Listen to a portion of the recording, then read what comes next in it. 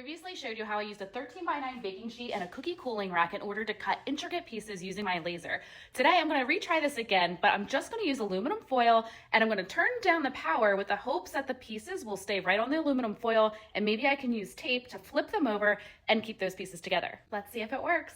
So why do I think lowering the power might work? Well, I usually do a test run of my power settings on different swatches that I have made up. And if you can tell on the back, sometimes it goes all the way through and sometimes it doesn't. But on the ones where it doesn't always go through, sometimes I can just punch the little pieces out, and that would be the perfect or the ideal setting for me to be able to punch these little pieces out, hopefully. All right, so the first thing I want to do is take that tin foil, and I found a piece of scrap wood that I am going to wrap it around because it will provide a flatter surface than the honeycomb tray will. Put it in my laser bed and just try to make it as level as possible because my scrap wood that I'm going to use will sit on there.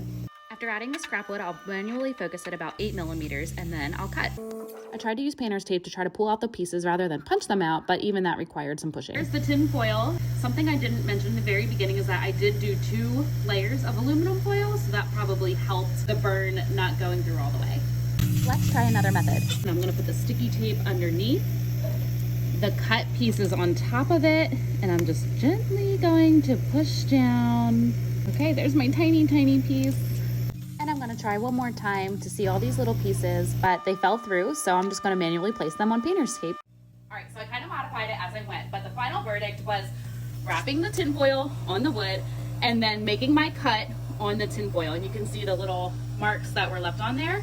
I lowered the power so that I could then lift up this piece of wood with the tiny pieces still in it and then punch them onto painter's tape. So now they're face up and ready to spray paint. Hopefully this works.